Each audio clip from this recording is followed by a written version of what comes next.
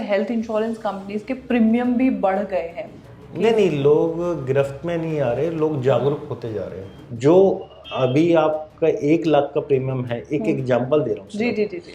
वो फिर जो है आपका 80-82 हज़ार रुपये में आ जाएगा। जब हम हेल्थ इंश्योरेंस ले रहे होते हैं या कोई भी व्यक्ति ले रहा होता है, उसे किन चीज़ों का ध्यान रखना ज़रूरी है? क्या कभी कोई एजेंट जो हेल्थ इंश्योरेंस एजेंट है वो लोगों से कोई चीज़ छुपाते भी हैं?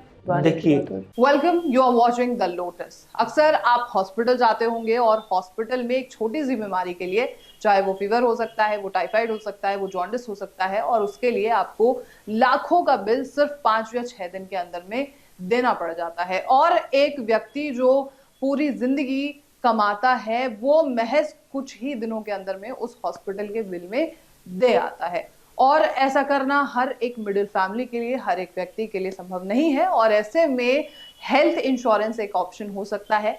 लेकिन हेल्थ इंश्योरेंस में भी कुछ ऐसे एजेंट्स हैं जो कि पूरी जानकारी नहीं देते हैं।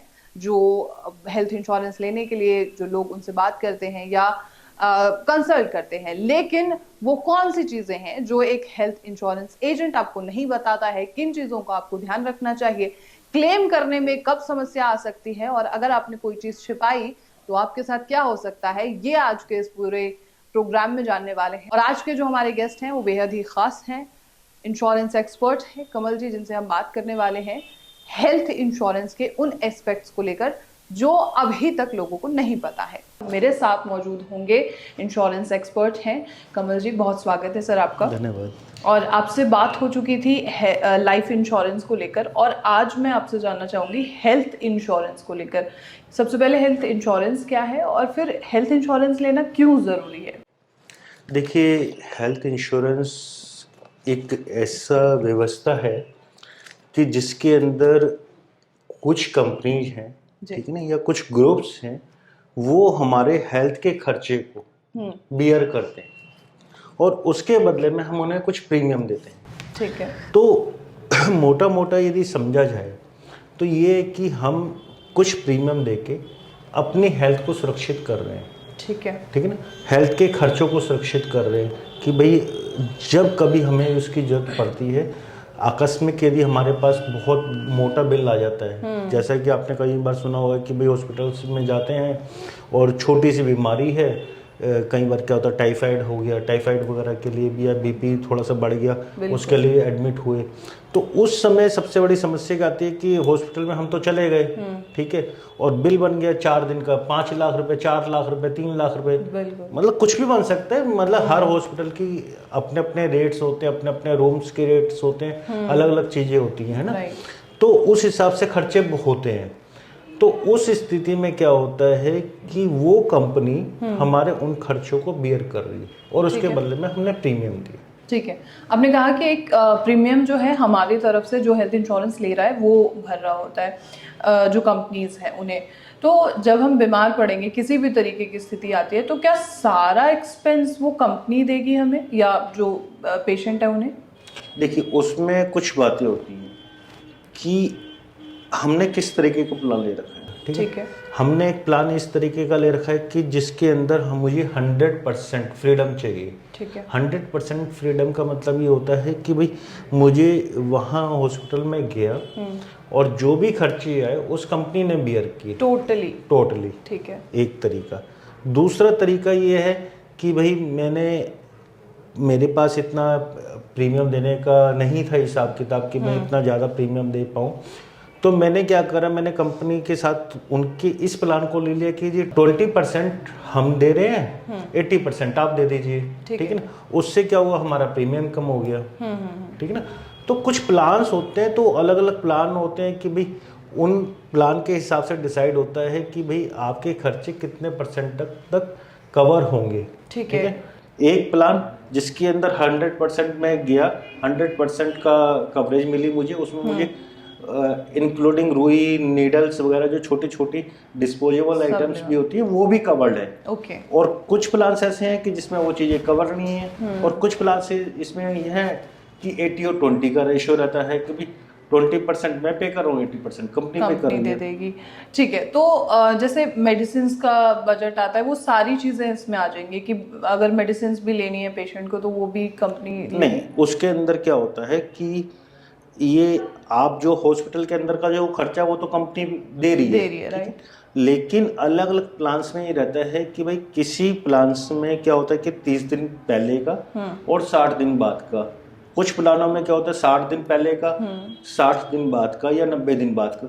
तो उससे पहले के 30 या 60 दिन के खर्चे और उसके बाद के ठीक है। जिस समय हम हॉस्पिटल में थे वो खर्चे भी उसमें इंक्लूड होते हैं। वो मेडिकल बिल्स भी हम रिएम्बर्स करा सकते हैं। ठीक है, एक आपने लाइफ इंश्योरेंस को लेकर कहा था कि जितनी जल्दी हो सकती है उतना जल्दी आप लाइफ इंश्योरेंस ले लें। हेल्थ इंश्योरेंस में ये बात कहाँ लागू होती है, किस उम्र में हेल्थ इंश्योरेंस लेना देखिए, चाहिए? हेल्थ इंश्योरेंस को भी हमें वही करना है कि जितनी जल्दी ले लें उतना अच्छा है। ठीक है। ठीक है, उसका एक कारण होता है। कारण ये होता है कि देखिए भाई, टाइफाइड है, हाँ जी। ठीक है, पूछ के नहीं आएगा। कोई सीजनेबल डिजीज है, फीवर है, डेंगू है, मलेरिया है, वो पूछ के नहीं आएंगे आपसे। ठीक है, वो छोटे बच्चे को भी हो सकता है, बड़े को भी हो सकता है। ठीक है। तो हमने तो अपने खर्चे घटाने हैं, ठीक ठीक है ना। और हॉस्पिटल में हम ये चाहते हैं कि भाई हमें हर तरीके की सुविधा मिले। तो जरूरत ये है कि हम जितनी जल्दी ले लें, ठीक है। ठीक है ना। मैं तो कहता हूँ कि देखो, जब बच्चा पैदा हुआ तो कुछ कंपनी 6 महीने बाद का एक बाउंडेशन बना रखी है उन्होंने। कुछ का 3 महीने का है, कुछ का 1 साल का है। तो उस टाइम पीरियड के बाद ही बच्चे को भी इंक्लूड करा देना चाहिए, ठीक है। ताकि उसकी कवरेज तभी से चालू हो जाए, ठीक है ना। और उसके लिए बहुत नॉमिनल प्रीमियम जाता है। जितनी जल्दी हम उस चीज को ले रहे हैं, ठीक है ना, तो हमारा प्रीमियम कम है।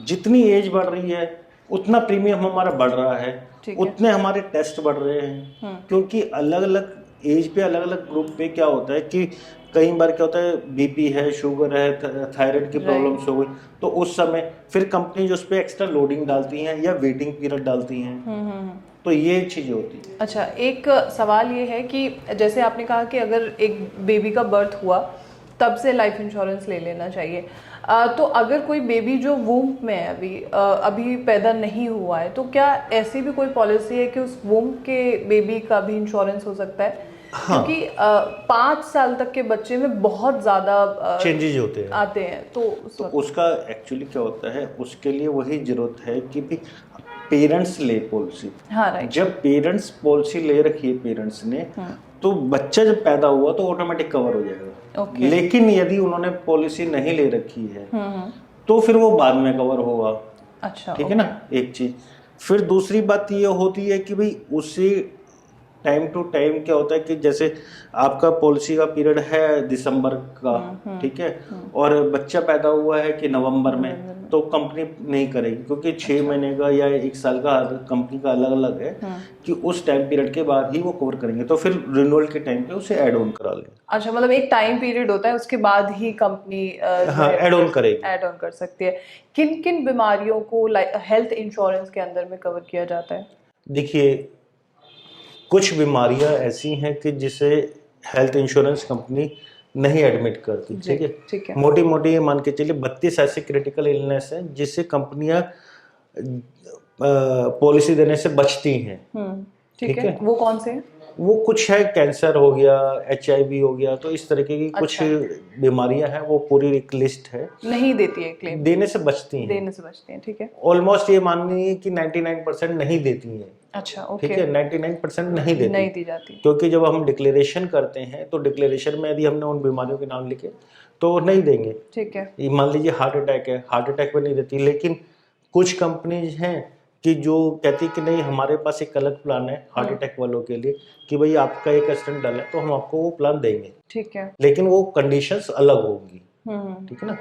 यदि आपको बीपी, शुगर, थायराइड है तो हम प्लान आपको देंगे, लेकिन उसकी कंडीशंस अलग होंगी। ठीक है।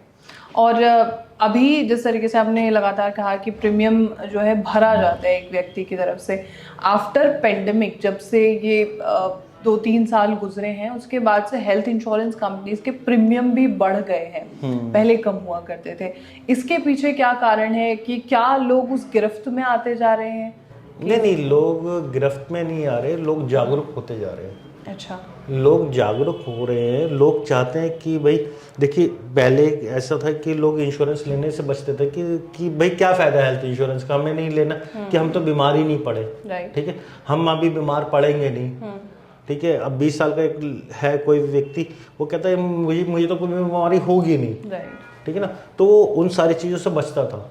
लेकिन अब क्या है कि जब कोरोना आया, कोरोना के बाद लोगों को जागरूक हुए, लोगों ने कहा नहीं कि भाई हमें उस चीज़ को खरीदना है, प्रीमियम लेना है हमें, हेल्थ है ना, इंश्योरेंस हेल्थ लेना है। इंश्योरेंस खरीदना है, क्योंकि भाई सीजनेबल बीमारी भी तो हो सकती है कभी, भगवान ना करे कोई बड़ी बीमारी हो, लेकिन सीजनेबल बीमारी की डेंगू मलेरिया कोरोना के लिए भी एडमिट होना पड़ता है, ठीक है। ठीक है ना। तो उस लोग जागरूक हुए एक बात, लेकिन जब लोग जागरूक हुए तो उसके बाद हुआ क्या कि भाई हॉस्पिटल के खर्चे बढ़ते गए, कंपनियों के अपने खर्चे बढ़ते रहे, तो जिस तरीके से क्लेम का रेशो बढ़ा एकदम, तब कंपनियों ने क्या कि नहीं हमसे नहीं हो पा रहा, हम थोड़े से प्रीमियम हाई करेंगे। अच्छा, ओके। लेकिन वो प्रीमियम हाई करते करते बहुत ज़्यादा हाई हो चुके हैं कि लोगों की गिरफ्त से बाहर हो गए हैं, कि भाई लोग सोचते हैं यार कि ले या ना ले। यदि मैं आपको कहूँ कि भाई आपका प्रीमियम 60,000 रुपये जाएगा साल का, ठीक है। एक एग्जांपल दे रहा हूँ, ठीक है। तो आप कहोगे नहीं यार 60,000 तो मैं इससे कैसे करूँगी, ठीक है ना, तो लोग प्रीमियम देने से डरने लगे हैं आज की तारीख में। ओके।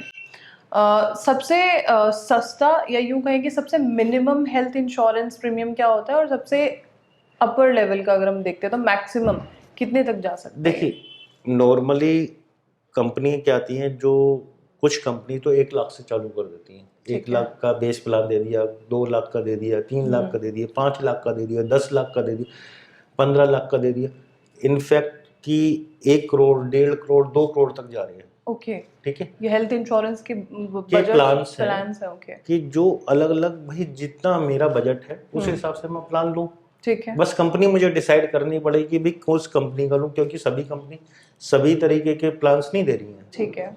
तो आपने कहा कि मतलब ये 1 लाख से शुरू होके 2-3 करोड़ तक भी जा सकता है, आपको जहां तक भी जो पसंद आए। और आपने एक शब्द मेंशन किया, बेस प्लान। बेस प्लान और टॉप अप प्लान, ये दो हम चीजें सुनते हैं, इसमें क्या फर्क है? बेस प्लान क्या होता है कि एक प्लान जो कि मैंने 5 लाख 10 लाख का लिया, ठीक है। वो मेरा बेस प्लान है कि जिसके लिए प्रीमियम थोड़ा सा ऊपर जा रहा है, ठीक है। तो उसमें क्या हुआ कि जो भी मेरे एक्सपेंसिव है वो 10 लाख तक, या जो भी मैंने बेस प्लान लिया 5 लाख या 10 लाख तक का, वहां तक का वो बेयर कर रही है कंपनी। अब एक होता है top up plan. Top up plan क्या होता है कि यदि वो उस 5 लाख या 10 लाख से ऊपर का कोई बिल आता है तो वो उस टॉप अप प्लान से एडजस्ट होगा, ओके। वो टॉप अप प्लान होता है। एक होता है सुपर टॉप अप प्लान, जो कि 90 लाख 95 लाख तक का होता है। उसके अंदर भी वही सेम चीजें होती हैं कि भाई उससे ऊपर के खर्चे जो बेस प्लान से अलग है वो वहां से एडजस्ट होंगे, लेकिन वो प्लान सस्ते होते हैं। ओके। यदि बेस प्लान से हम कंपेयर करें तो बेस प्लान महंगा होता है, ओके। और जो top up super top up होता है वो सस्ता होता है। उसका एक कारण होता है कि नॉर्मली यदि मान लीजिए एक 10 लाख का मैंने बेस प्लान ले रखा है और 90 लाख का मैंने सुपर टॉप अप ले रखा है, लेकिन कंपनी ये इस तरीके से उस प्लान को बनाती है कि भाई 10 लाख का बिल सबका नहीं आता है, भाई हर व्यक्ति जाके बीमार नहीं हो रहा, हर व्यक्ति जाके एडमिट नहीं हो रहा, तो उसमें कंपनी को भी अपना प्रॉफिट रहता है। वो तो इसलिए जो सुपर टॉप अप प्लान होते हैं वो सस्ते रखती हैं और जो बेस प्लान है वो महंगे रहते हैं। तो ज्यादातर क्या लेना बेहतर होता है, बेस प्लान या टॉप अप प्लान? दोनों। एक व्यक्ति दोनों चीजें करा सकता है? हाँ, दोनों करा सकता है। बेस प्लान 5 लाख 10 लाख का ले लें, उसके ऊपर टॉप अप प्लान ले ले 15 लाख 20 लाख, या सुपर टॉप अप प्लान ले ले 90 लाख 95 लाख का, तो इस तरीके से उसकी पॉलिसी 1 करोड़ तक कवर कर गई। तो 95 लाख एक साल में या 1 साल के लिए? 1 साल के लिए ईयरली प्लान होता है ना। अच्छा अच्छा, ओके, ठीक है। और अब आजकल जो गवर्नमेंट जिस तरीके से बात कर रही है, और हमने देखा भी कि जीएसटी जो है वो हेल्थ इंश्योरेंस से अब हटाने की बातें चल रही है, तो इससे क्या इफेक्ट पड़ सकता है कंपनियों के ऊपर खास तौर पे, और क्या बेनिफिट हो सकता है जो हेल्थ इंश्योरेंस लेना चाहते हैं उनके लिए? देखिए, जो इंश्योरेंस लेना चाहते हैं उन पे बहुत ज्यादा फर्क पड़ेगा। एक बात, कंपनियों पे फर्क पड़ेगा। दूसरी बात, तीसरी बात की सबसे बड़ी बात यह कि सरकार पर भी फर्क पड़ेगा, ठीक है। अब वो कैसे? भाई यदि अभी हम सरकारी हॉस्पिटल में जा रहे हैं, नो डाउट अच्छे डॉक्टर्स होते हैं, सब कुछ अच्छा होता है, लेकिन हम सोचते हैं यार नहीं लाइन लगी होगी थोड़ी सी, हम उस चीज से बचना चाहते हैं, जी, ठीक है ना। तो या कुछ चीज़ें ऐसी हैं कि भाई इमरजेंसी वाली कि ठीक है मैं वहाँ जाऊँगा, मैं इससे बढ़िया अपना प्राइवेट हॉस्पिटल में चला जाऊँगा। मतलब लोगों का अपनी अपनी टेंडेंसी जो भी है व्हाट्सोएवर, तो उस समय होता क्या है कि व्यक्ति की यदि प्रीमियम कम हो जाता है, मान जी। लीजिए जैसे कि गवर्नमेंट में अभी बात चल रही है कि भाई हम जो है जीएसटी को कम कर दें या जीएसटी हटा दें, ठीक है ना, उस पर अभी डिस्कशन चल रहा है। यदि वो हट जाती है, ये कम हो जाता है, तो ये मान लीजिए कि 10, 12, 15, 18% तक का फर्क पड़ेगा प्रीमियम में। ठीक है। जो अभी आपका 1 लाख का प्रीमियम है, एक एग्जांपल दे रहा हूँ जी सिर्फ, जी जी जी। वो फिर जो है आपका 80-82 हज़ार रुपये में आ जाएगा। अच्छा। ठीक है, 85 हज़ार रुपये में आ जाएगा। मतलब एज के हिसाब से और फैमिली के हिसाब से मैंने एक आइडिया दिया आपको।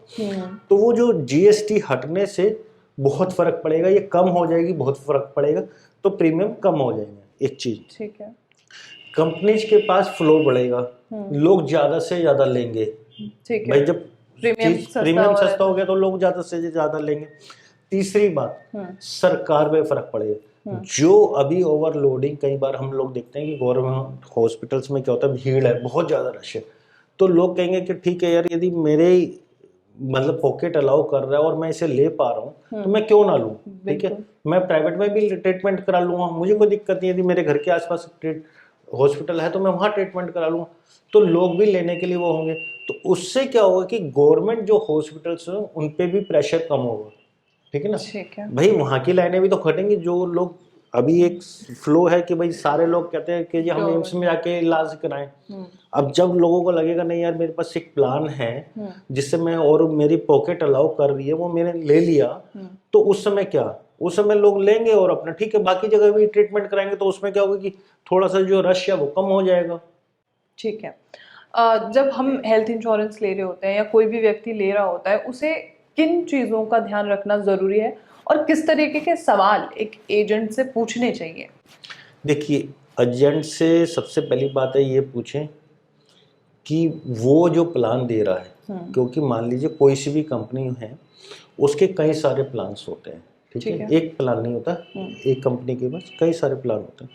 तो आपको ये पता करना है कि कौन सा प्लान आपको दिया जा रहा है। ठीक है, उसके प्लान के क्या फीचर्स हैं, उसके अंदर सबसे बड़ी बात है कि वो 100% कवर कर रहा है या डिस्पोजेबल आइटम्स को छोड़ रहा है। ठीक है, या फिर 80-20 वाला प्लान है। फिर उसमें जो रूम है, रूम किस कैटेगरी का मिल सकता है मुझे, जनरल या जनरल कैटेगरी है, शेयरिंग है, सेमी है, या सिंगल है, या एसी है। ठीक है ना, तो वो रूम की कैटेगरी आपको पता चलेगी कि भाई किस कैटेगरी का जो है रूम है उसमें ले सकता हूँ। ठीक है, उसमें एम्बुलेंस का खर्चा है, एम्बुलेंस की यदि जरूरत पड़ती है तो एम्बुलेंस का कितना खर्चा जो है वो कंपनी देगी।